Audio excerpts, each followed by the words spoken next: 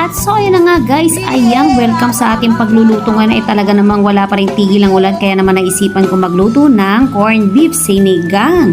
At ayan nga guys, ang result ng ating pagkakaluto at ayos naman ang lasa nito.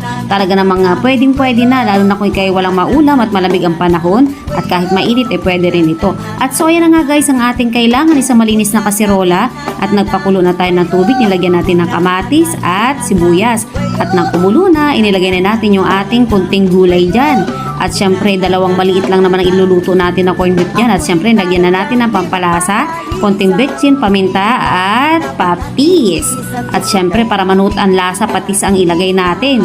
At ayan na nga, minikus-mekos na natin yan guys. At kita mo nung kumulo na, at atin nang ilalagay yung ating dalawang lata na maliit dyan ng corned beef. At talaga yung corned beef na yan ay binili lang natin sa grocery. Ayan, mas masarap yan yung talagang buo-buo na corned beef. At nakita mo nga, ayan ang ating panahon ay talaga namang napakaulan pa rin. Napakadilim ng paligid dyan guys. So kita mo, malakas ang ulan, walang tigil. At ayan na nga ng kumulo na, inilagay na natin yung ating sinigang mix na tamarin. Yung talagang puro, no? Walang halo, pero pwede rin yung may gabi. Mas masarap din yun guys. At syempre, yan ang meron tayo. Yan ang inilagay natin. Choosy pa ba tayo? Wala ang iba, di ba?